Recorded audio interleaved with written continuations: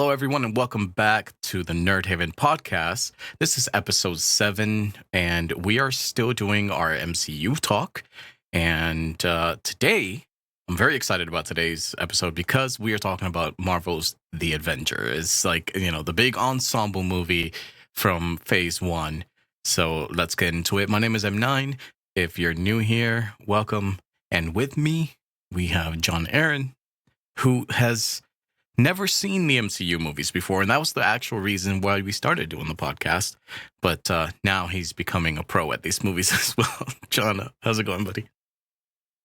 Doing good, thank you. And speaking of excitement, this was the shortest pause. I, of course, must report that to our lovely viewers who are not there during the pre-show. M9 just freaking unleashed the podcast straight off the bat. Didn't give me time to freaking compose myself. It was just immediate. So he must be very excited to get this like a show on the road. Yes, yeah, I didn't give you the 5 to 10 second, starting pause. It's okay. No suspense at all. He went straight for it, like a horny soldier who came from war, and saw his wife for the first time in years. Yeah, we have to get into it.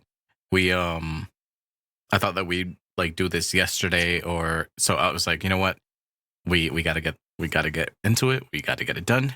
So Marvel's The Avengers. That's what the soldier said to his wife. You're right.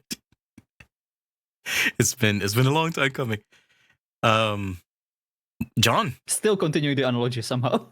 We at this point are 6 movies in order, because we actually are 7 movies in because you watched Doctor Strange, but in the order from the beginning, this would be the 6th movie in the MCU. So let's get into it. John, how do you feel about the Avengers? First of all, I like how you still keep giving me shit for choosing to start with Doctor Strange. Every time. Every time. It's hilarious.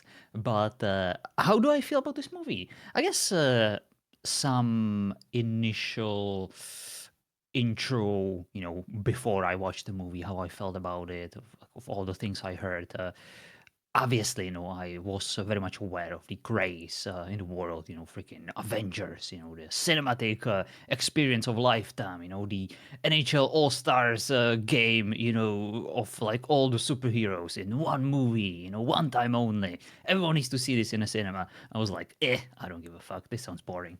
All these heroes are stupid in their normal movies that I ignore. Why would I watch this movie that I ignore? And I did actually go out of my way. I did kind of break my initial conviction that I would hate this. And out of curiosity, I did kind of skip watch it or watch like a few podcasts about it that basically narrated, or one of those parody shows that kind of just show you like a bunch of Avengers repairing the ship for the longest time, and that kind of solidified my belief that I would hate this movie if I actually chose to watch it in its entirety even more. So like straight from the very beginning, I was very anti-Avengers.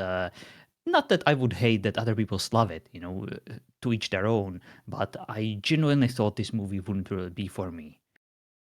When I, however, watched it for the first time, like for real, after starting this MCU journey, it was definitely not as bad. I would definitely see why, this is such a universally fan-embraced movie, why everyone felt so freaking hyped about it. There is a bunch of epic moments, and you probably know this more better than anyone, that this would definitely translate to the cinema well. I can imagine like people in the cinema screaming and throwing popcorn. They're like, yeah, Avengers, they're doing the poses. How did you feel about it when you first watched this movie? I presume in a cinema. So I think that one of the reasons that I enjoy this movie the most, because I think that fundamentally there's a couple of things that isn't as strong as some of the other movies, but the experience for this movie always takes me back to that moment, right? Like every time that I watch this movie, it's not just the movie itself, it's the experience that I had and the enjoyment that I got out of it. And yeah, in the big screen, this was an event, which starting with the Avengers, we have these big events in the MCU. In some of the other movies, it was like, yeah, that was cool. That was good to see, but it wasn't an event. Um, the Avengers had these key moments where you can tell that they very cheesily put them in there just for like the fanboys to lose their shit, and they worked. And then they do moments like that moving forward in the MCU as well. But yeah, to answer your question, in theaters, this was an experience. I can only imagine the amount of fan service is very strong in this movie, but it's also, I would say, for fans, it's more of a payoff than fan service. For someone like me, it's obvious fan service. Like, Hmm. I know exactly, why they're doing this, but for movie watchers, this is what they paid for. Right, yeah. And I took my nephew. He was pretty young at the time, and he was actually terrified of the Hulk and during that initial scene um Interesting. where he's like, kind of threatening Black Widow's life and stuff like that. And it was really cool because that was the reveal. And to be honest, and I wanted to talk more about the Hulk because of the fact that we've alluded to such things like I feel like the MCU kind of loses a bit of respect for the Hulk, and I think it kind of starts in this movie. Um, Even though he was introduced in this movie, the there's some really cool scenes in this movie with the Hulk, but we also start seeing how he gets used for humor quite often. And in the beginning, that scene where he's like turning and he's like punching pipes and all this stuff, and he's kind of like running away and trying to hide to avoid hurting anyone. Like that's the kind of thing about Hulk as a character that I absolutely love, right? He's afraid of hurting people, but he also knows he can't control himself. Um and I thought that that worked out so damn well. But then from that very scene moving forward, I feel like he actually gets toned down consistently throughout the franchise, not just this movie. But yeah, what do you think? As you might expect, I absolutely hated the introduction of Hulk in this movie, as probably the only fan in this world of the original Hulk movie, where they actually introduced him, where he was played by a completely different actor, and where he was essentially a completely different character. In this movie, I just couldn't stand him. I I like the original one. This one felt goofy, has a stupid face, acts like a moron, and is kind of a comedic relief. It's just a completely different tone, where in the original Yeah, movie, Hulk was essentially dealing with a curse, something that not just could, that did destroy his life, the life of his loved ones, and constantly put him and everyone around him in danger. Whereas in this movie, he's just like, I have a green person in me. You don't want him to come out, don't you? um, see, like I actually really like Mark Ruffalo's Bruce Banner. Um, I I like his social anxiety more than I like Edward Norton's. Uh, to me, Edward Norton never seemed uncomfortable with being around people, Yeah, I very and much agree with that.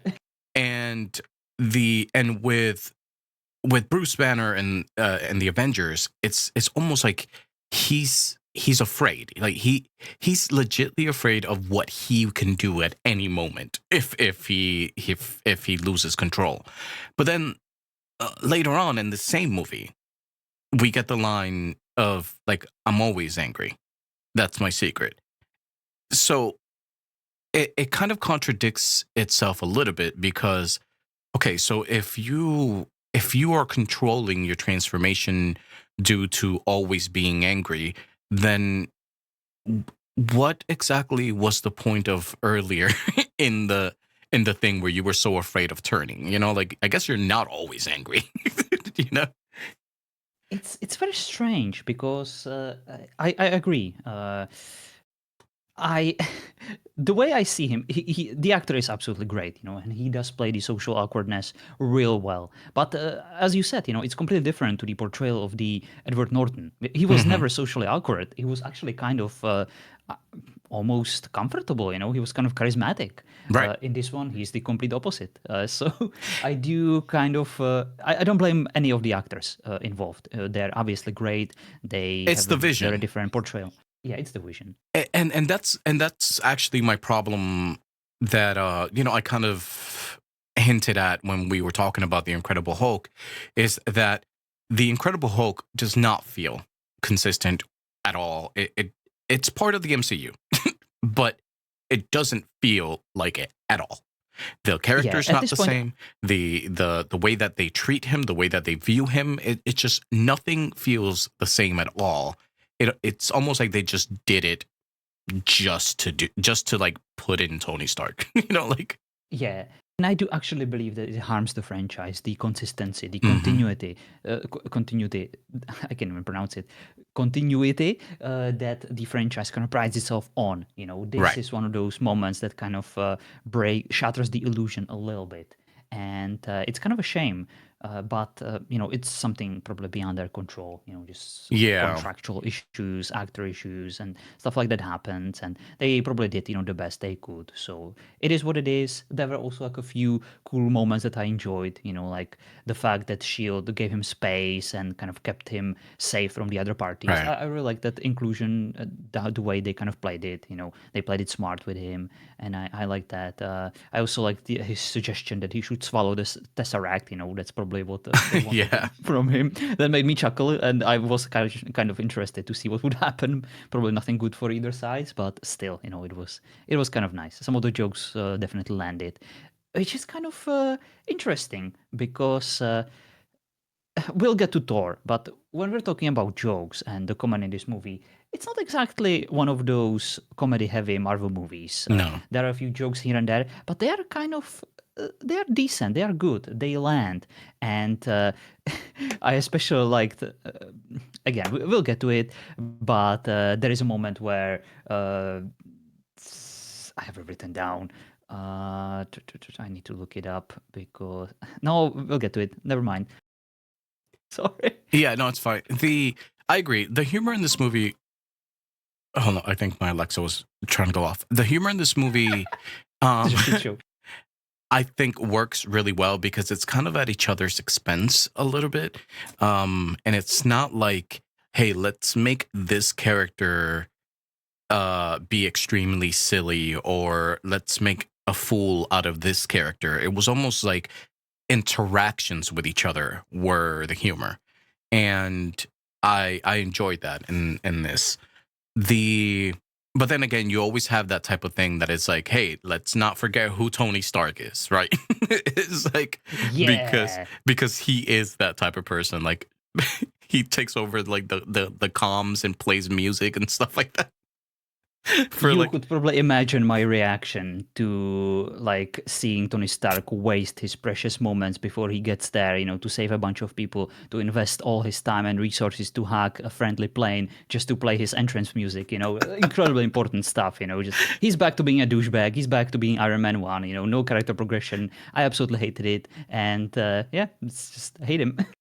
Yeah, I think I didn't have a problem with that, because when there's times like as a fan of like a character or whatever, you do want to see what made you get into that character every once in a while, right? And like that type of humor, for example, you can evolve in a mature way, but it doesn't necessarily change your persona completely, right? Like it doesn't change the way that you carry yourself entirely, or your humor or anything like that. Maybe it just changes the way that you go about certain situations. And with Tony, you get that all the time, even though his story arc is is pretty deep when in the overall picture.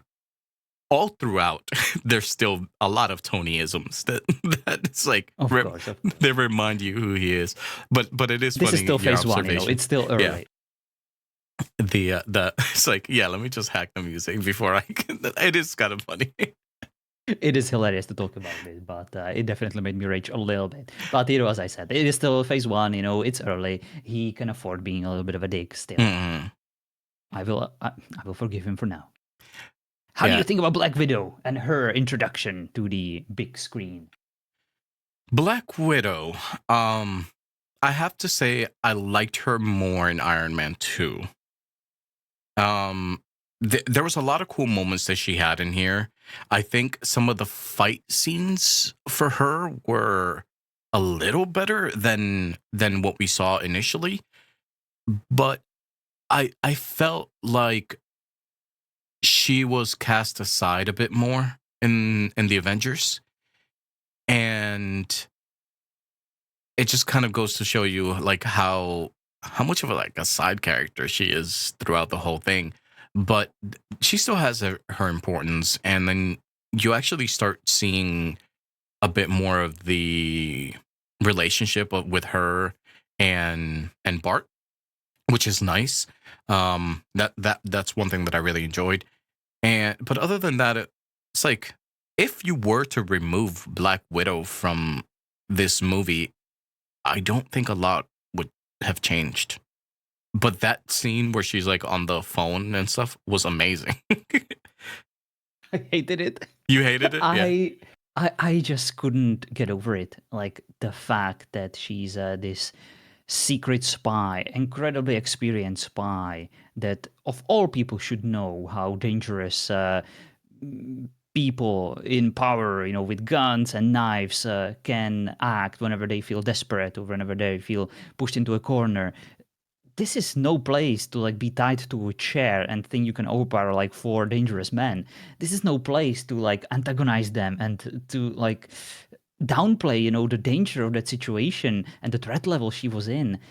It just felt like one of those RPers, who are fighting like an ancient being that can literally smite them to oblivion in like one hit, and they're like, "Oh, this is nothing. I barely felt a thing. I can just easily respawn.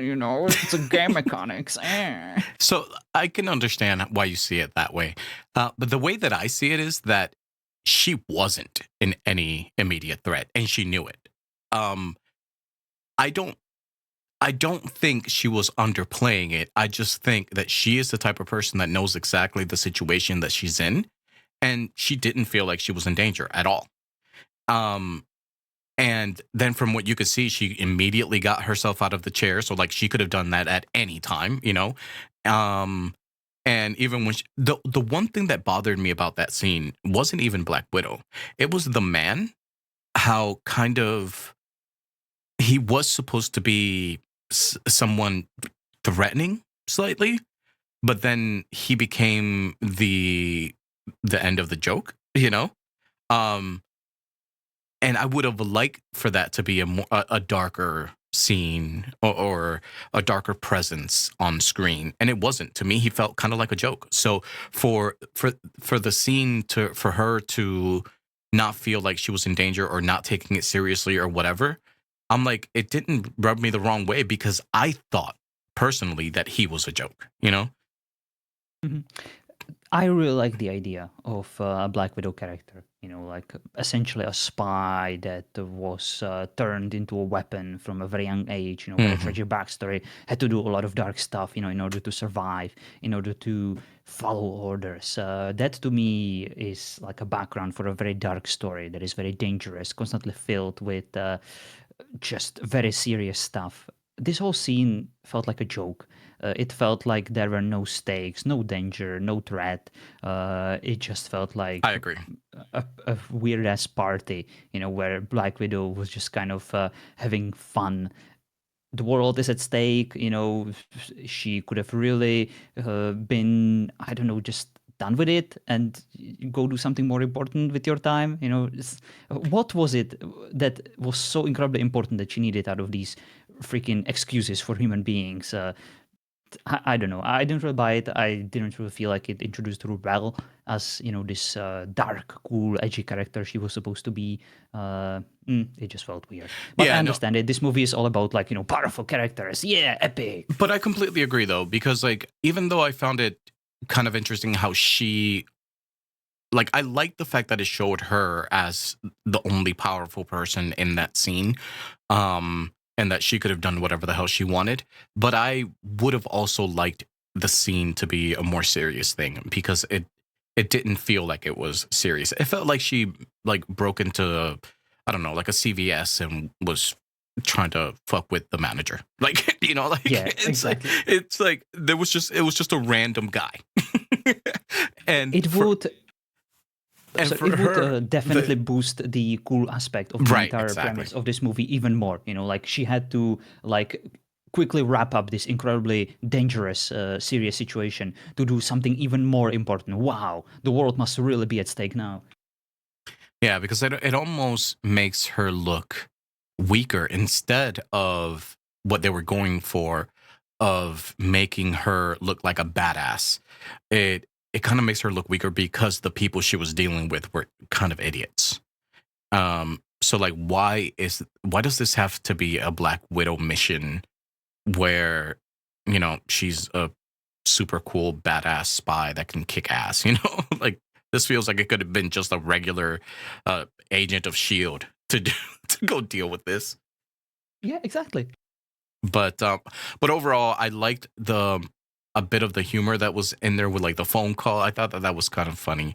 um but I didn't like how the guy handled it on his end, and where he was like, "I'm not giving anything." It's like it was such a like a funny, um, a funny reaction that I would have rather been a serious reaction. Um, Indeed, indeed. like And I apologize slap in her or advance. something. Yeah, yeah, pretty much. And I do apologize, in advance because I'll be judging this movie from the perspective of what I would like it to be, not Mhm. from what I actually received. And that's completely fine. I understand that I'm not exactly the target audience for this movie, but I do see the potential. And I feel like this movie could have definitely been slightly better here and there. They didn't have to like completely redo it. It's just small tonal shifts here and there, small changes to a few scenes, and I felt like it would have gotten the point across even more. Yeah, and I think that this was also you can kind of see it in this movie that it was a lot of trial stuff because nothing like this has ever been done. They Oh, interesting. like there has never been a huge ensemble movie like this that has been you know in the works for 5 to 6 years at this point. So you can see how some of the scenes or how there was fan service because they knew that people would love that type of thing, but then some of the tonal shifts and some of the things work better in later movies than they did in this movie. And I think that it even though this movie was a huge success for them, and a huge hit, I can see some of the things like going back to watch this, I can see some of the things that they were like, well, we tried that, but we probably won't do that again. you know? Yeah, they definitely learned a few lessons from this movie, and they learned them well. And actually, basically, all my complaints is what they actually did in the later movies. Yeah. Yeah. Just kind of funny. Yeah. So, So in that regard, I cannot really judge it that harshly as I will, which I apologize, for in advance. yeah, but I mean, if we think about it, we can't we've covered several times of how some movies become better or worse the more you see the other movies. But we're trying to have a conversation as from the point of view of like we just saw this movie for the first time. We haven't seen anything after.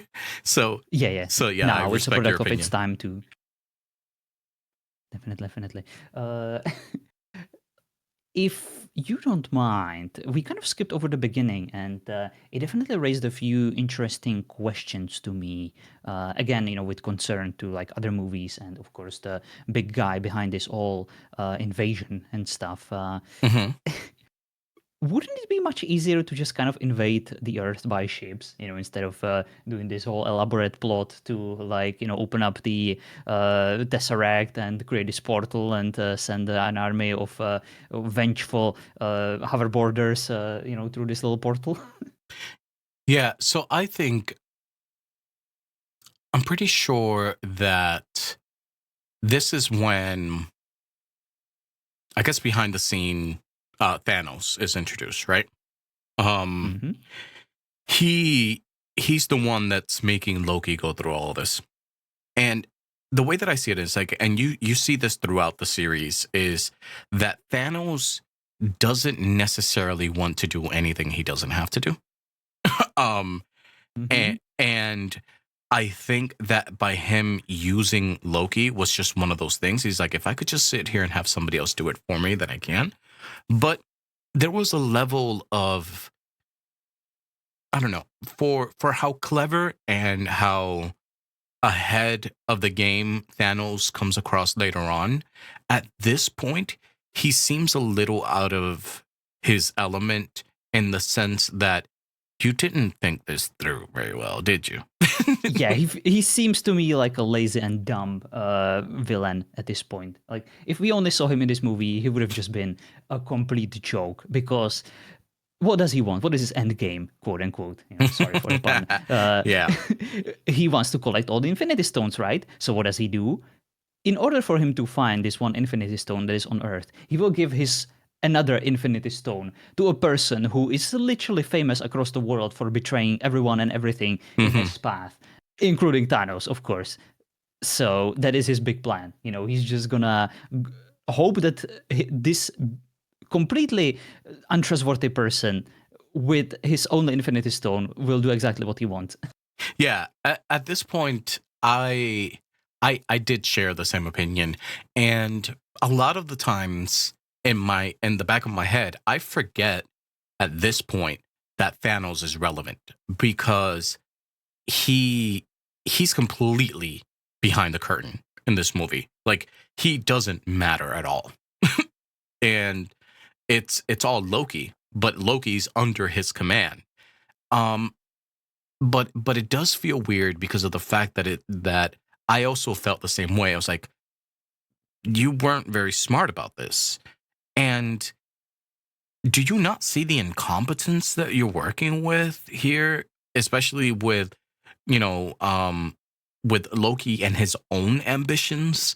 I get that he didn't have the other Infinity Stones. He doesn't have the power that he has later on, and or the influence. He's just, a Titan that can kick ass or whatever. So at this point, he's only working, I feel, with brute strength and influence, and it shows. Yeah, yeah. I'm not the biggest fan of Loki in this movie, and I will mention why. But I also think that this movie, and because of what we just said, if there is one person who actually benefits from this, if there is one person who this shitty portrayal of Thanos actually elevates, it is Loki, because he managed to get the Right. Infinite Stone out of this. He managed to basically convince Thanos to give him an army. He managed to convince the army to go attack the Earth so that he can rule it. Loki probably doesn't really need to look beyond that, because Thanos is angry at everything and he will eventually conquer every planet. So at least Right. Loki will get to rule Earth, for a while. So he kind of got the biggest benefit out of that deal that he could have gotten. He really also handled really well the aftermath of this invasion, and not the aftermath of the invasion. The how this movie progressed. It felt like he was in control in many of the moments of this movie that were one of the coolest to watch. Yeah, and I think that that's why I forgive the idea of Thanos in this movie a lot, because I don't think it's about him. It is about Loki. And exactly what you said, if anyone at this point could have kind of outsmarted Thanos, it would have been Loki. Um but I'm not sure that he was entirely outsmarting him because they were mutually using each other.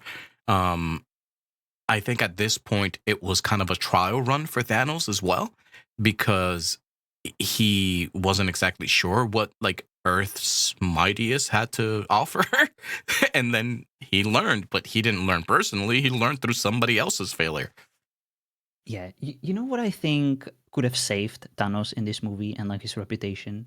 If at the end, when he looked at the camera and gave it his creepy smile, he wouldn't have smiled, but instead he would have just said, "Fine, I'll do it myself." Yeah. They should have used this line from, of course, the later movie to actually use it here. I think that would actually kind of give this villain a bit more of like a sinister tone and like a promise of future escalation. I I agree. I think that that line, even though we hear it later on, would have fit very well at the end, at this part here. Um because then at that point we understand that that his trial on Earth failed, right? And that he was strictly just using Loki, which he was, but it didn't really come across that way. It almost came across like Loki had the advantage the entire time. Of course, he was burdened with glorious purpose, M9. Right.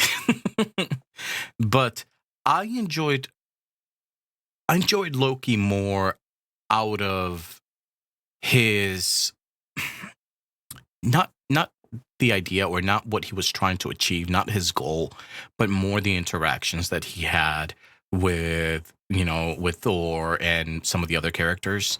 Um I think as much like I'll admit it, as much as I love the scene with Loki and Hulk, I thought it was kind of silly because yeah, I mean, Hulk is Hulk, but I don't see Loki just kind of letting that happen. Like I don't know. It felt odd. Yeah. Overall, like as I mentioned, I don't think this movie is really. So my biggest problem with Loki in this movie is the fact that his motivation doesn't really fit his character to me. Hmm. Like he wants to free this world of essentially free will. He wants to use this as an excuse to essentially enslave people, to remove the choice out of their lives because they were made, to serve. And that's like a cool badass line for someone like Thanos, the ancient evil from Doctor Strange. He wanted to eliminate time. Time was the evil. A very esoteric concept like this to a bad guy fits when you're dealing with some kind of ancient evil or something larger than life. And I understand that Loki, is a god, but he's a god of mischief. This doesn't really fit his mythos, doesn't really fit his character. In my opinion, he would have been much better in this movie as a bad guy if he just was just kind of playing himself, like a mischief asshole who just wants to rule the earth, who wants to avenge, his those who betrayed him, his father, the beloved freaking Earthlings who Odin loves so much and Thor promised, to protect. I will freaking show them, these bastard ants who forgot, who's their true god. I was here before in the medieval times or ancient times, when the Vikings worshipped me. I felt like this would have been a better role for him and a better motivation than just like, I will remove free will out of you, Earthlings, and you will love me for it. Yeah, so I actually see this movie, or I see Loki's role in this movie, because I agree with you, just to say that up front. I just see this as a tantrum. I don't think it really fits his character, but I feel like it's a direct result of him losing to Thor and just desperately trying to get a win, even if it goes against his character slightly. Because like I said, I agree with what you're saying. It doesn't necessarily fit his personal ambitions or who he is as a person, but I think he was just having a tantrum and somebody sold him a dream of a solution, and I'm not sure he even took the time to think about it. He just kind of went along with it. And what's the best about this depiction of Loki in this movie? The fact that they will actually revisit this very theme, this very topic, this very character motivation in a very much later season of Hmm. his own show, Yeah. where he will be confronted, with like the reasoning, behind this, and it will actually show that, and to a certain degree, it is also shown in this movie, that Loki kind of doesn't even believe himself, for like doing all this. It's like he Right. convinced himself to go through all of this, Loki's not really a bad guy. He's just an asshole, who sometimes does like bad guy things to kind of get his agenda, going. Yeah, he's just literally trying to get a W. Like he's Yeah. just doing whatever the hell he thinks he needs to do or to get a win. But a lot of the times he has no idea what the hell he's doing or why. He just does it. Yeah, he's scrappy, he's resourceful, but he also isn't like the most efficient when it comes to certain No, things. and I love that you brought up his show later on because it does play such a pivotal role in his character later on when they bring all this stuff up, and it goes all the way back to the beginning, right? Like to this and to the events of Thor, where it's like a lot of the times I wonder if the writing that was pretty complex and stuff for his series, for the Loki series, if it was planned all along or if the creators and showrunners followed along with the MCU and it just kind of fell in their lap. Yeah, that is a very good question. And I guess at the end of the day, it doesn't really matter, right? Because it worked out. It No doesn't, matter yeah. if they intended this or if they saw this as an opportunity to fix certain things, it just worked out in their favor Yeah. in every single way and in ours, because we got to revisit this moment and we got to see it kind of cleared up and explained and expanded upon. Yeah, and I think it's really cool because even as people, we're not proud of all the things that we do, right? Or we don't always have the right reasoning for the things that we do, but we can always think back at the things that we've done and the lessons that we've learned from it, and it doesn't change any of the past, but like at that moment thinking back at it, we are seeing it with like a whole new set of eyes, and I love that that's kind of what happens here is like we're talking about these events right now from the point of view of Marvel's The Avengers, but later on the same events that we're talking about mean something completely different, and I think that that's kind of fucking awesome. Definitely, definitely. And this is once again like giving a huge compliment to MCU as a whole for, being consistent, for not being afraid to revisit like these older movies and utilize whatever was presented to us, back in the like 10 years ago and build an entire show around it. Yeah, so we talked about Loki as a villain as a whole. The How did you feel about like the alien race and those fight scenes? Because I know that you tend to skip a lot of the battles and fights and stuff like that. So I'm sure that you had quite a bit to skip through. I skipped almost like the the full later half of the movie. Yeah. It gives me no pleasure to say that because some of the scenes are obviously cool, and obviously I didn't skip all of it. I just kind of went through some of the scenes, but we'll get to that because we still have like the first half of the movie Hmm. that, in my opinion, is much more interesting, but Oh yeah. also makes me much more angrier because you get the usual, like, we get a bunch of old freaking protectors of the planet from different countries, being like, oh, we need to build nukes, or oh, we cannot trust a few superhero freaks, we need to trust in our governments, look at Trump and Elon Musk and Putin. They will surely save the planet and not cause world war. Yeah. We need to build more nukes. Great idea. We cannot trust Iron Man, Hulk, or Captain America. They wear spandex. That's too dangerous. So yeah, that's just the usual trope, and it is what it is. I'm just kind of tired of it, but we'll get much more of it, later on.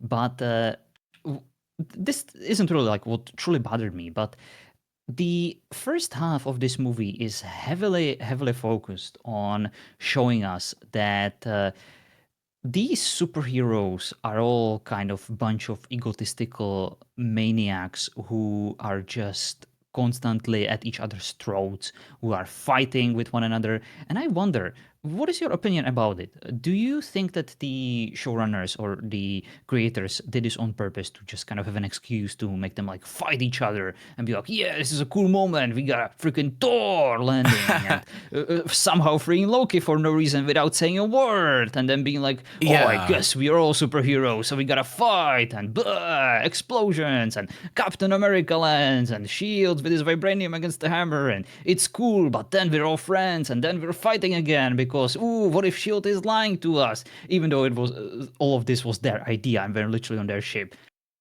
I think it's a little bit of everything, if I'm being honest, because of the fact that you have all of these personalities that work individually, and you put them in a room together, there's going to be a lot of disagreements. That happens with whether you're a superhero or just a person working at an office. Whether you run an RP server or whether you're a superhero. Yeah, if you put 6 to 10 people in a room together, they're not going to agree with certain things, especially when they've been doing things on their own that they seem to think works.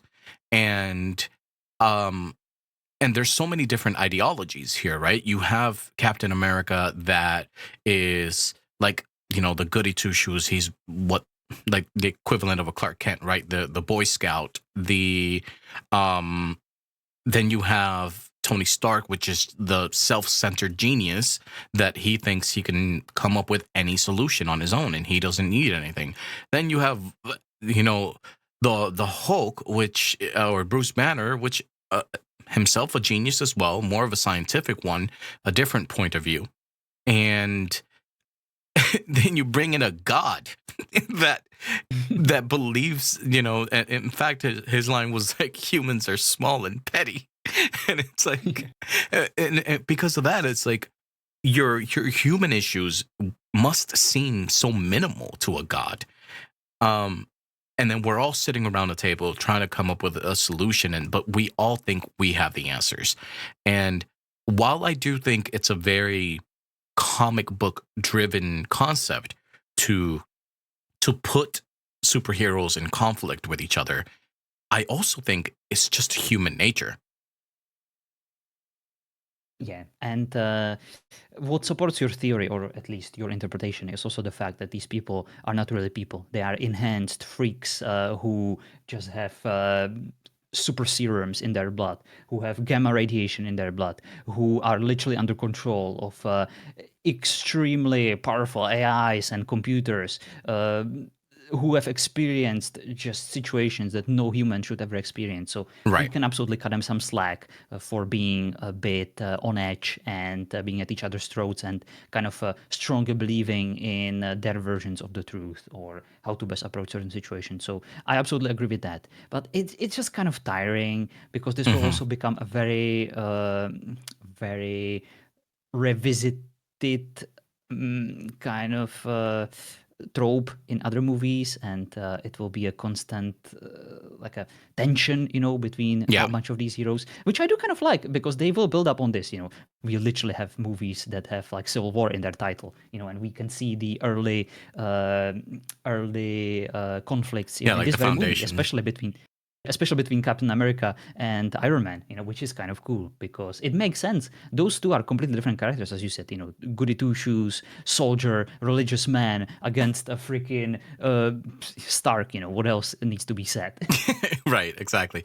I actually, that's one of the things as well that, and this movie seems slightly minimal, right? The disagreements and all the stuff like that. But going forward and then thinking back at when all those disagreements actually started, it adds so much weight to it, and it's something that I absolutely love. Like with Captain America and Iron Man, when you think about like it was as small as this disagreement at one point, but it becomes something so much more serious. But it all comes down to who they really are as people. Um, and I do agree though that sometimes it does get a little tiring that we rely on the entertainment value of personal conflict, right? And then there's so many other times that's like the people get along, like how long have we known each other and we've almost really never had any conflicts but if like we run an RP server, you have a ticket with a party, two different parties and stuff like that. They're going to start arguing with each other. So it's like it's okay to have that every once in a while, but not everyone is going to bump uh elbows. Is that the right terminology? But Yeah, pretty much, pretty much. And when the world is at stake, sometimes you kind of need to let certain feelings behind and right. just kind of do what's necessary, and they eventually will. So it's kind of fine, we can excuse it. And it, what I also need to admit is that even though I might have issues with this movie, there is this trend in my MCU movie watching journey. And it's the fact that I always enjoy the second or third movie better than the first one. And to me, this Yeah. feels like the very first Avenger movie that kind of builds up the world, creates like a few cool concepts that will eventually be revisited and turned into gold much later on.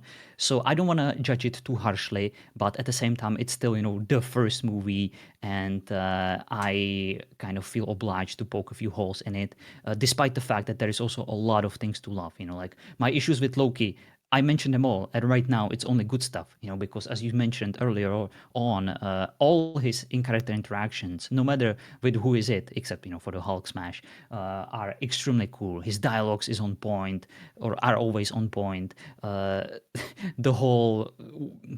The whole Black Widow scene that I, of course, famously completely fell for, because I was just convinced, that she would be the female trope who's like, yeah, I'm in love. Ooh, you're a monster. And then she was like, yeah, we got it. We got what we needed. He's here after Hulk. We need to talk Upon about my... that because I think it was freaking hilarious that you were you were commenting on your Discord channel about that scene as you were watching it in real time.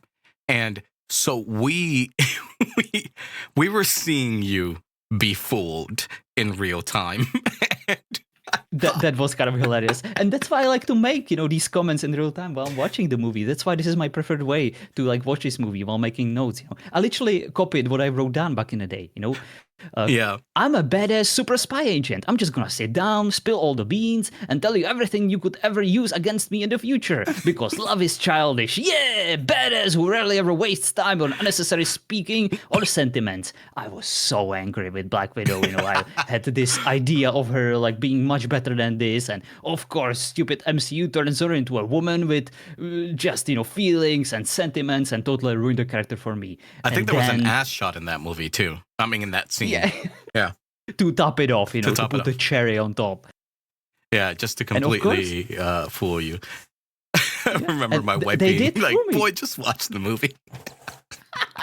I couldn't. I literally had to comment on it, but I think it made the scene even better for me. But upon my second watch, I actually think she was the one who got fooled. I actually think this was Loki's plan all along, because he knew from the very beginning of this movie that these Avengers would fight amongst each other. They would have conflicts. And she played exactly the cards he wanted. She did go there while they were already fighting and confronted Hulk. And that was his plan. He wanted the Hulk to transform, and he did. And he did. Because of what he told her. Yeah, and that's kind of one of the things that I like about this movie, or the MCU as a whole, I guess. It's like you can have such wildly different experiences with different characters, but because it is an overall like overarching story, things change, and the story beats that one day pissed you off about a character, you're like, holy shit, that's why that happened. Or it's like, wait a minute, I completely saw that so differently back then. Now it means something else. And it's such a credit to them, because I like, to this day, I still don't know if it's reactive or if it's just planned, because it's so well done, especially with a character like Loki. Like you go back and and you see these moments that you're like, wait a minute, like was I just being fooled the whole time? And you can like Loki and then feel betrayed by Loki and then feel sorry for Loki and then hate him again, and then it's like, how can you have me on such a wild roller coaster with the character? This is supposed to be a franchise for children to sell toys and like to send them into cinema to buy popcorn and just spend money on all of this. Yet the writing is really clever and in depth and allows these wild interpretations and brings up these deep philosophical issues. And I have to really appreciate it, for it, because it's we often claim, or we often said, that PG-13 is like a label that allows a lot of leeway, a lot of freedom to cater to both adults and young Right. people. And I think that these movies really nailed it. Of course, eventually we will get to certain movies that, in my opinion, completely ruined it, and I couldn't even finish watching them. But thankfully, this MCU journey started off very strong in this regard. Yeah, and I think I did warn you that I was like, later on there's a couple of shitty ones, but the journey lasted a while, and it was enjoyable for a really long time. Especially when we were watching it in real time with movies coming out yearly or every 2 years. It was a long part of my life being invested into this. So it's crazy when throughout the years you're getting to know these characters a bit more with every movie, and when you feel betrayed, you get to sit on that for much longer.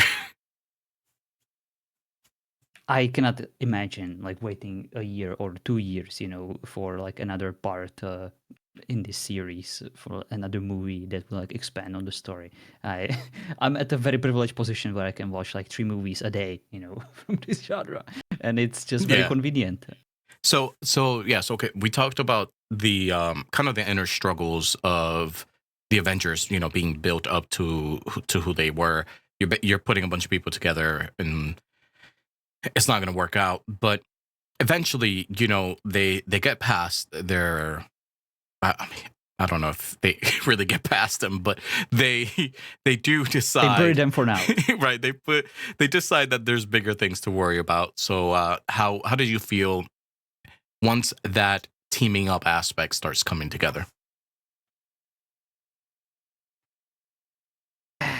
That's when the movie kind of lost me, because as I often say, whenever the movie turns into the action movie, whenever the story is kind of put on the back burner and you get to see the payoff, the reason what the fans came for, they want to see the superheroes do superhero things in action,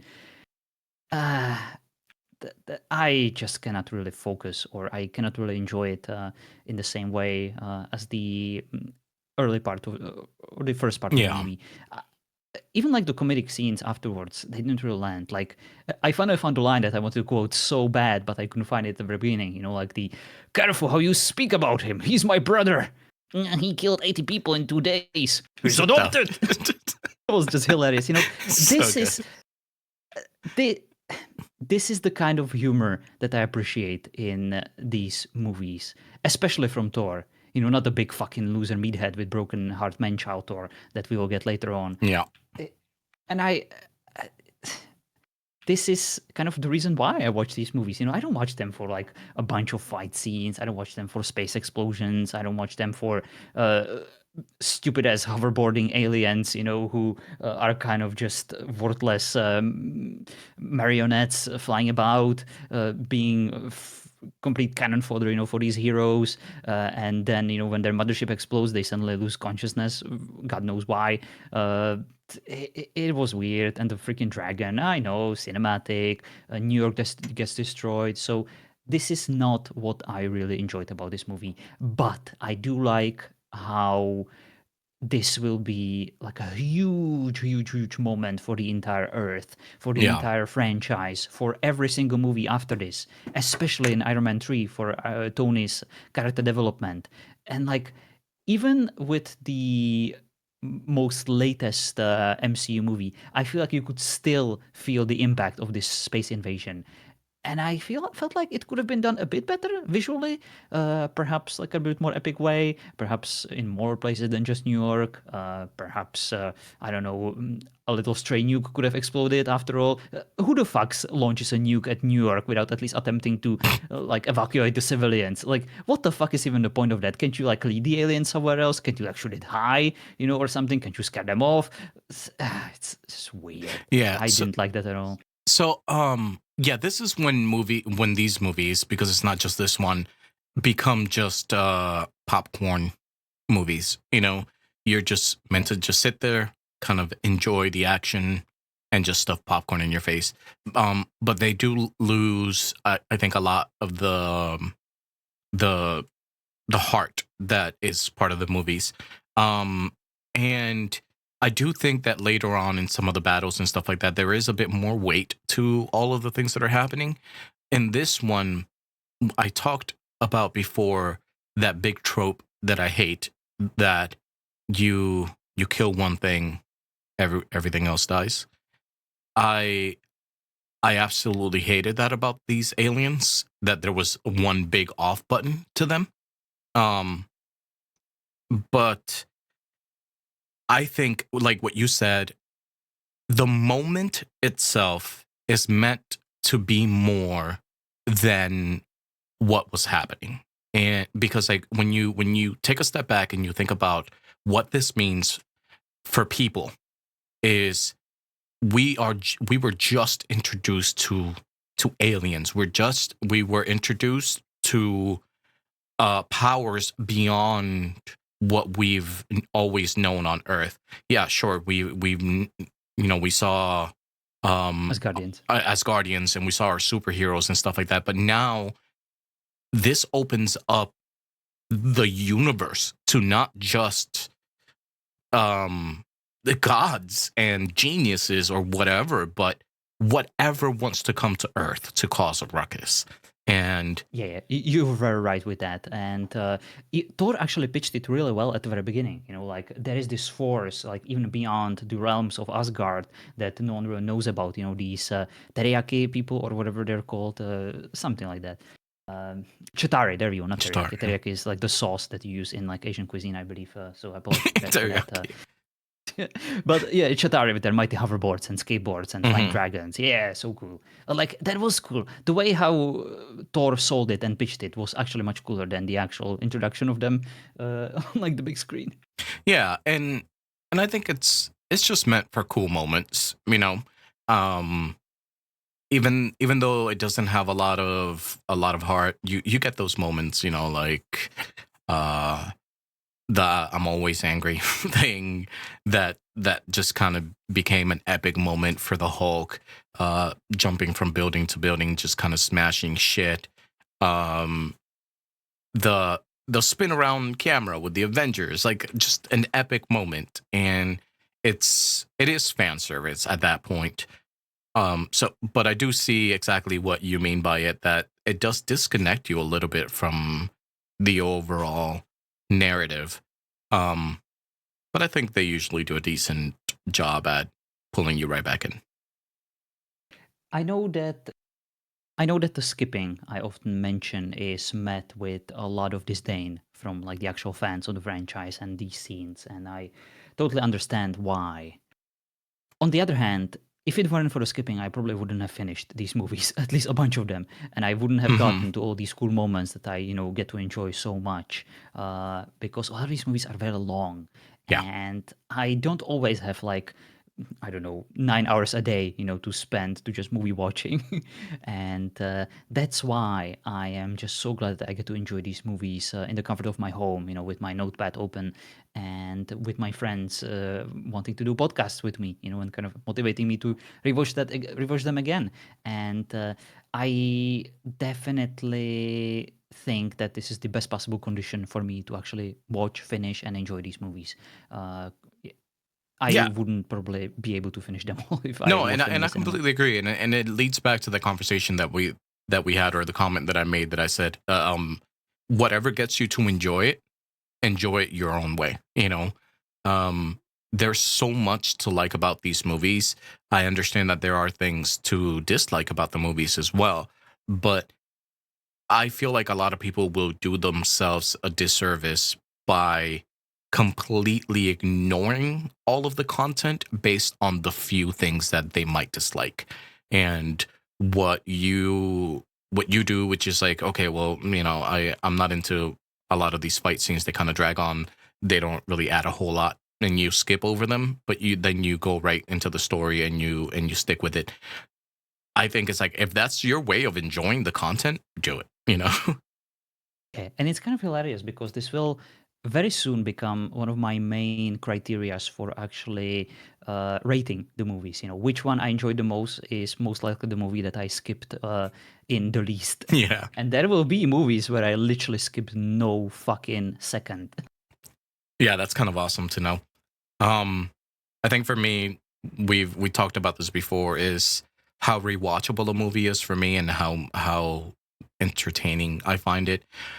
The This one, for example, I've rewatched it a lot. I This is one that I will put in the background, and I will work and just kind of wait for those moments that I really enjoy.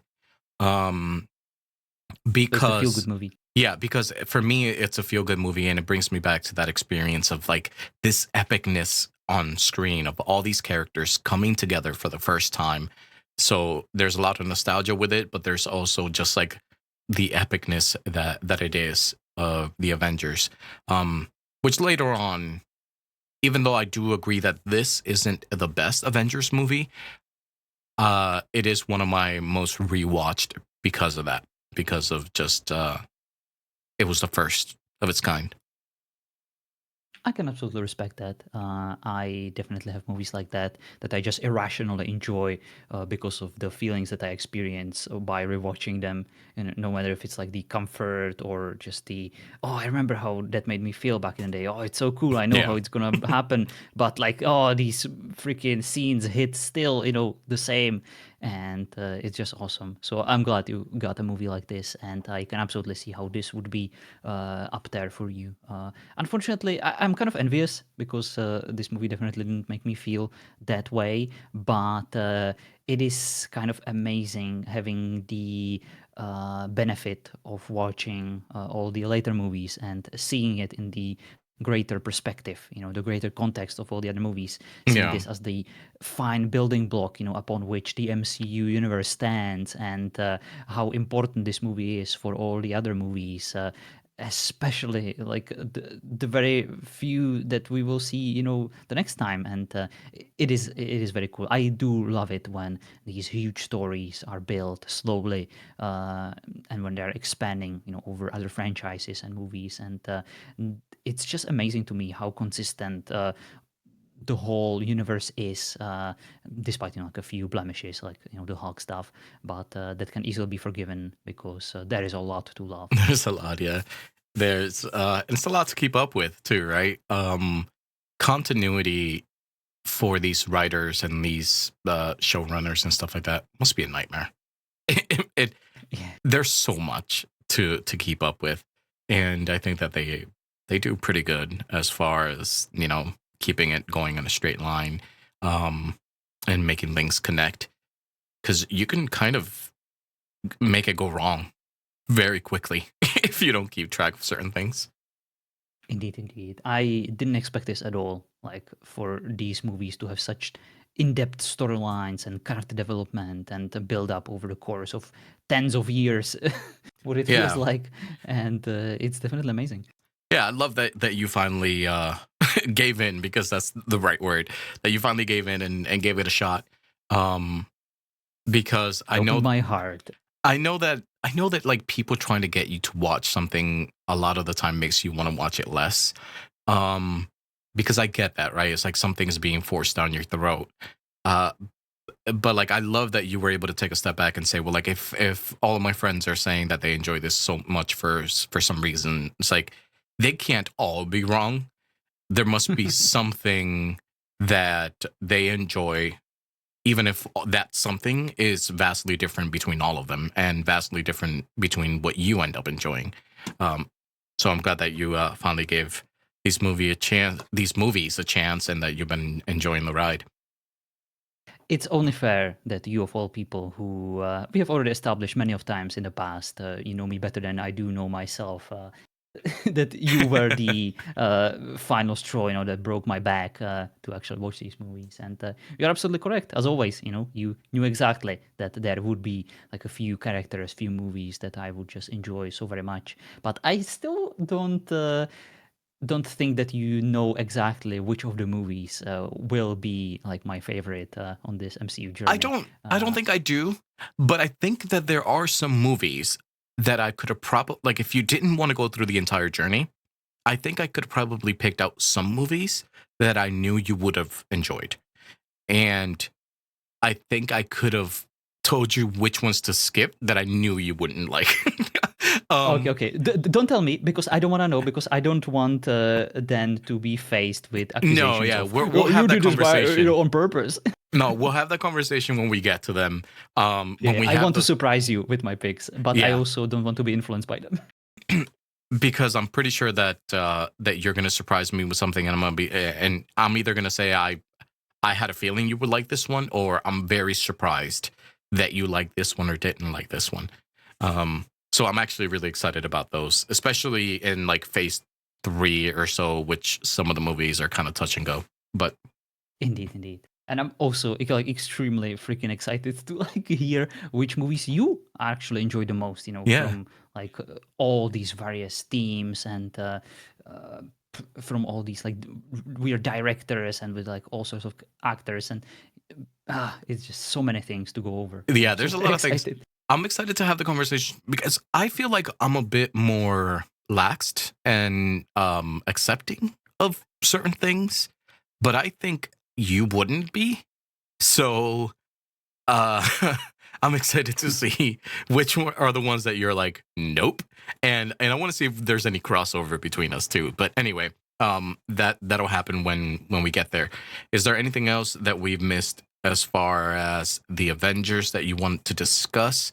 I think we've talked a bit about the villains, the conflict within the heroes, the battle scenes. I have a few unrelated points Mhm. that kind of stood up to me that I think deserve like a tiny little shout out, or just to kind of bring them up, because there is a lot of very good writing in Yeah. this movie, both in terms of dialogue and in terms of like the scenes to criticize or to just kind of appreciate. An ant has no quarrel with a boot is, of course, a legendary line that I very much enjoyed. Hmm. Uh, we also completely skipped over the Captain America and like his inclusion in this movie, which I thought was very good. There was like nothing problematic with it to me. He acted exactly as he was supposed to. You know, he is a good soldier. He follows orders, but whenever he smells like hypocrisy, bullshit, and doing army things, you know, like trying to nuke innocent civilians to save their butts, you know, he would of course be against it, especially when it comes to utilizing like Hydra stuff. Yeah, I'm glad you brought that up because in this one he is a man out of time.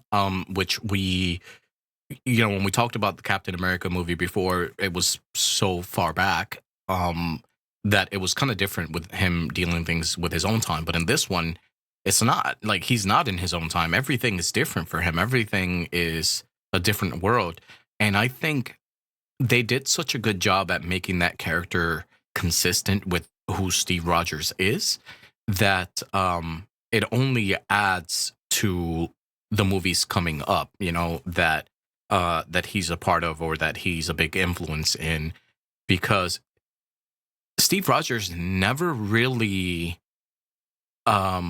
sacrifices who he is as a person for you know, for the mission. And I think that that's so important for him as a character. I have an extremely angry point to make in one of Yeah. his later movies about this very idea, but I'll Oh, keep me that too. for later. Me too. But it made me very excited to watch like future Captain America movies because I Mhm. was very curious to see like where they're going to take it. The Yeah. character of his What else you got? Tesseract is both an energy source and also apparently a portal. How does that make sense? No idea.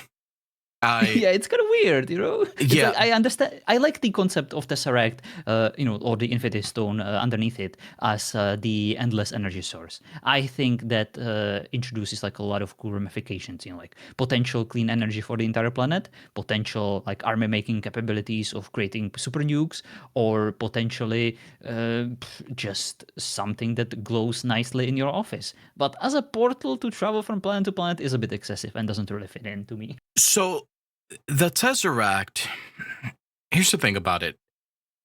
Portals to me honestly make more sense than the power aspect because the Oh. Tesseract is the space stone. So if you have something that can, essentially channel or change space or whatever, then portals seem like a very, reasonable thing. But what the hell does it have to do with a power source? Yeah, those two don't really fit well together, in my opinion. They should have split into like multiple stones or made like another doohickey, to just There's help them with literally a that. power stone. Yeah, in the staff, right? The power stone is the one that we see later in Guardians of the Galaxy, the purple one. Oh, right. I do kind of hate it that both the staff has a blue, like orb in it, and also the tesseract is blue. So to me, those stones kind of blend in together, even though they're very separate. Yeah, so like to me, I never really I never understood it, but I guess I also didn't care enough to wonder why. But like, because the Tesseract is the stone, or like the stone was within the Tesseract, but what exactly was the correlation or how one worked versus the other? I have no idea. Yeah, it's possible that they were still figuring things out, and this was just like a necessary tool for them to get this movie done and over. It is whatever. I was just kind of curious if you had like a deeper explanation that would satisfy my nerdy curiosity. No, no, because I never actually even thought about that, but I knew that the Tesseract was the space stone. So like when you bring it up, I'm like, what the hell does the space stone have to do with the power? Maybe it's just because it is an infinity stone, it provides power. I don't know. Well, the often trope is that some of these extremely powerful energy resources or devices extract the energy from like other Right. universes or from like 0 point modules in the freaking space. So it's possible that it has some kind of a deeper explanation on that level, but we can probably just skip that for now. Yeah, if we Uh, get like a super nerdy person in the comments, at some they'll make sure to be like, you guys are idiots. Yes, please. Yes, please. Please. Speaking of super nerdy stuff, to just kind of wrap my head around the whole Avenger vessel. What's wrong with keeping it on the water? Why do you have to create a ship that also is a helicopter? What, you're afraid of hitting an iceberg? It's like it's kind of stupid trying to combine this big ass fucking aircraft carrier, with a helicopter. It's like pick one. Just it's not that bad. Anything that Yeah. flies in this universe that is also a base eventually gets destroyed. Like we learned that lesson in almost every Avenger movie. Just don't do that. Yeah, it's like, what was it that Bruce said? So he's like, "Oh, it's flying. That's much better." Yeah. Because that's exactly what it is. It's like, oh, this is not gonna go well. It's like, oh, we're gonna put it like thousands of feet up in the air. Okay, this can only go right. They were kind of asking for it. And I do believe in Deadpool 1, that the final scene is like on one of those helicarriers or That whatever they're is called. that is completely correct. Yeah, it was kind of like a parody of that, like one of those Oh, crash things. so the the very first Deadpool movie was released like around the time or later after Yeah, Avengers? so I do believe, and anybody can correct me if I was wrong. The first Deadpool movie came out they had not been purchased by Disney yet. So any comment that or any kind of correlation was just strictly a joke, you know. The parody. But then because everything is comic book and everything is Marvel, even if it wasn't part of the MCU at that point, I think they were just kind of making the joke. But it works out now because everything is tied together. It's kind of hilarious how the MCU effect kind of indirectly starts affecting like other non-MCU movies too, and they also become consistent with it, right? Yeah. Yeah. It's kind of crazy.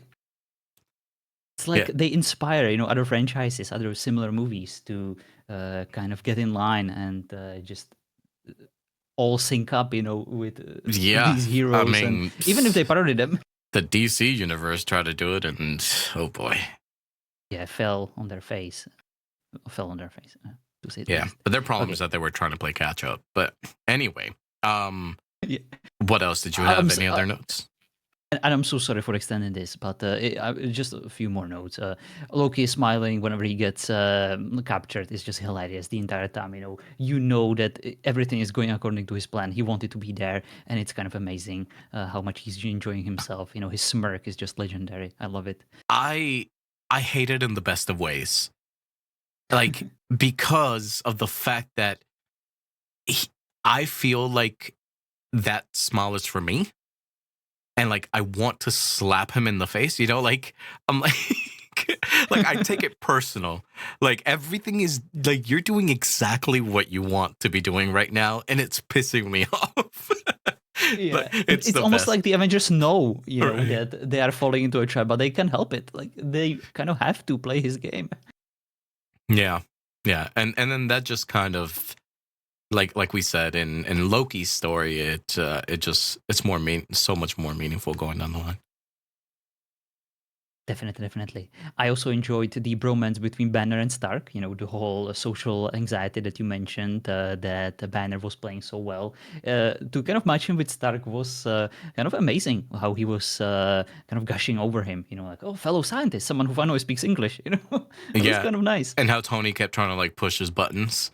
Because Tony being Tony. That I hated again. That was the Tonyism again that I was just like, yeah, sure. It's funny if he turns into a Green Master and literally murders everyone around here. Right. And destroys this property. Yeah, that's hilarious. A great joke, Tony. Go fuck yourself. Yeah. Died in the fucking space. It's kind of amazing how they're both geniuses in such different ways. Exactly. I also enjoyed his reasons to be skeptic and to actually hack the shield vessel and to doubt Fury, because the fact that Stark of all people wasn't invited into like the shield project of using the Tesseract, of course they knew rightfully that he wouldn't like building nukes, but like he knows everything about this stuff. His father literally like played around with the Tesseract, so he would be the best person, and the fact they didn't invite him for it sparked very reasonable skepticism to both him and then Banner and like the entire team afterwards, which I thought was a very nice touch. Yeah, I agree. I kind of love the way that they set that up. Yeah. And one of my favorite Tonyisms was actually when he had his exchange with Captain America, and when he suggested that they should have kept him on ice. Yes. So fucking mean, and I loved every single moment of it. Yeah, it was. That was kind of like a John RP thing to say. Yep. That's what I would say. Or like the moment there he's like everything special out of you comes out of a test tube, or and then he's like, well, suit up or something like that. And it was like, oh boy.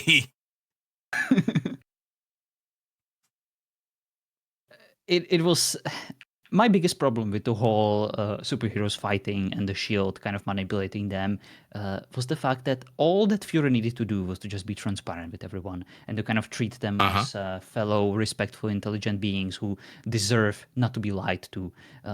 All of the kind of inner fighting could have been avoided if Fury just told them the truth. Hey, this is what is happening. We just got attacked by a force from the outer space. We have no means of defending ourselves. If something like this happens in the future, it's kind of fair to assume that they have spaceships, and our only means of defense would be launching rockets against them, and they would probably be nukes. And if we can enhance their power to like burst through their shields by using the tesseract, it does make sense. Sure, we cannot be trusted with them. Nukes never brought anything good in this world, but we are still here. We didn't destroy ourselves just yet, but we could be destroyed by an external force. So if he pitched it to them like this, I think there would be half of this movie could have been spared. Yeah, I think just the idea of him being sus and doing shady shit in the background just kind of made everything worse. I agree that if everything was more open, I mean, we would have probably gotten something more like Civil War earlier on, if that was the case. Because it's like, who decides who gets this type of power, and but I think at that point it's like you have a very apparent problem right in front of your face, so it should have been a conversation that was had much earlier. Definitely. But it's one of those moments where, you wouldn't. This movie would only last like an hour instead of 3 hours It's true. if we did what was smart. That is very So true. I understand. Convenient And of course, storytelling. Yeah, and then we get the puny guard moment, which I only like because it's the ultimate from Marvel Rivals. Whenever you play Hulk, so that felt kind of, especially against Loki, that felt a bit rewarding. So I cannot really speak harshly about that scene, but you are absolutely correct. Loki would have never fallen for it. He would have allowed this to be done on his duplicate, using his spell magic or teleported himself out of there. Of course, Hulk would be stronger in one-on-one combat, but Loki would never be this dumb to actually engage in a one-on-one combat with him unless he was like incapacitated or something. Yeah, that's kind of what I felt. I mean, when I remember watching that moment in theater and laughing my ass off, so it was effective. But later on, I'm like, God, I don't think it would have been that easy for Loki to just kind of fall through that. Like, it would have been really funny if that happened, and then you saw like him pop up next to him again or something. But yeah, it is what it is. It was an effective moment, and people love it. Indeed. If he popped up like next to him, like, "Did you get out of your system, big guy?" And said something like that, that would have made it much cooler. So yeah, I think we fixed Avengers, with all these suggestions. They can definitely do it again and try better next time. And my last point is the best possible insult in this movie, which is, of course, you mewling Quim. I don't know what it means, but it sounds cool. I'm going to use it from now on. Yeah, some of the things that come out of the Asgardians, it's like, what the hell are you talking about? Almost sounds like a very vengeful British person, would say such a line. I'm gonna have to ask Solitaire and consult with her. If I was gonna say we means. gotta ask our residential British person. Yeah, but I mean, overall, Marvel's the Avengers was such an eventful movie, and I think that it set the stage and it set the bar so high for movies going forward after that, that this is actually when some of the movies that come out had to match that energy, had to match that scale. So while they went big and big and bad and it was awesome, I think that this only made it harder for them to keep up with moving from this point forward. But I absolutely love the Avengers for what it was, and it's one of my favorites. So where does it lay in your rankings, sir? Before I tell you my rankings, I absolutely agree with your point. This movie opened up the Pandora's box, and this was the first time we faced the world-ending danger, world-ending threat. And from now on, every single movie will be about a world-ending threat, and it's kind of a shame, Yeah. It's the end of an era, and it's a reasonable escalation. It's hard to then go back to like fighting criminals and stuff, but it's also, we lost something after this movie, and we're never gonna get it back.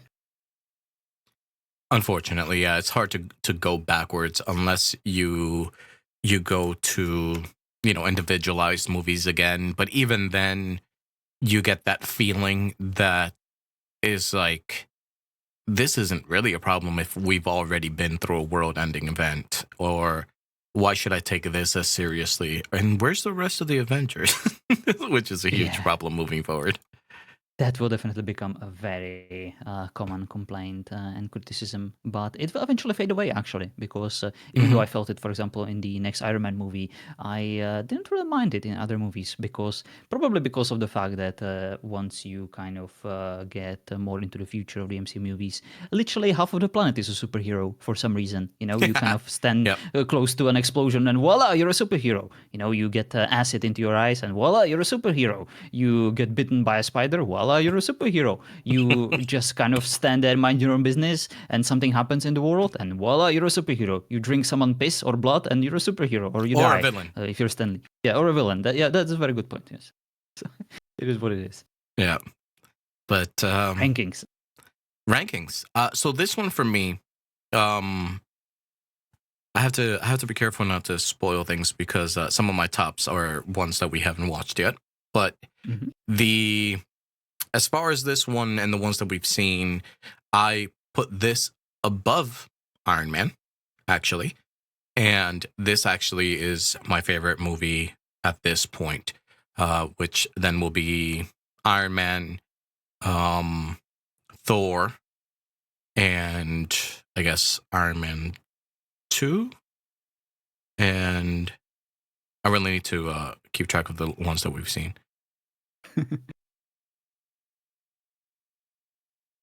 And then Doctor Strange. Well, we are counting Doctor Strange, right? Yes, we are Um, counting Doctor Strange. so actually, I like Doctor Strange about like the same as I like Thor. So that is above Iron Man 2 for me, and I think all the way at the bottom for me is Hulk. Hulk. For me, from top to bottom, it is of course Hulk still. Then it is Doctor Strange. Then it is Captain America. Then it is Thor. And then it is Avengers and Iron Man 2 and Iron Man 1. Wow, Iron Man sitting in the basement. Kind of. For now. But yeah, I mean, the ranking only gets harder the further we go, because I think, like I said, I think it would be easier if we go like, these are A movies, these are B movies, these are C movies, because then in no particular order. But when you have to put them in order, I feel like there's a lot of movies that I kind of enjoy the same. So putting them in order Yeah. becomes very difficult. It will get super hard for me to like put one movie above the other because I like both of them equally, but for extremely different reasons. Right. Yeah, I agree. But yeah, wow, John, we went for almost an hour and a half talking about the Avengers, which only makes sense, I think. That The is fucking first, crazy. I was terrified that I would have nothing to say about this movie, that I would just dislike it. yeah, I was like, oh, we'll talk about it a little bit. I think he's not gonna like it as much as some of the other ones, and I thought I was gonna have to be defending it the entire time. And about 35 minutes in, we would have been like, all right, that's it. Yeah, definitely a lot to love about this movie. A lot of things that I found problematic, but also a lot of the things that will eventually get built up on in the later stages of the MCU, which makes me respect this movie much more than when I first watched it or heard about it. It is absolutely not just an epic piece where you're supposed to experience the cinematic hype and get the fan service. There is a meaning. There is a firm place this movie has, in the MCU timeline, storyline, and despite my criticisms, it is a necessary viewing, I think, for the later movies, and it is something anyone should watch who's a fan of like cinema movies in general. This is one of those very important episodes that will be talked about in all the other freaking movies. It's like one of those episodes in the middle, that are not quite the very first episode and not quite the last one where you get the final resolution. This is the okay, we have established all these cast members, and now this is our first very serious storylines. And now we will get to deal with it, and we will get to see how it affects them, and we'll see where it goes. Yeah, this is kind of like the conclusion of Act 1, right? And it's like, it's the foundation for what is to come moving forward. So in a lot of ways, I feel like even though this was the end of phase 1 and the ensemble of all of the characters we met so far, this feels like chapter 1. This movie's like only the beginning, and so many things stem from here moving forward. Definitely. I'm very excited to talk about Iron Man 3 because of this movie. Yeah. Well, which of course is our next one, I believe.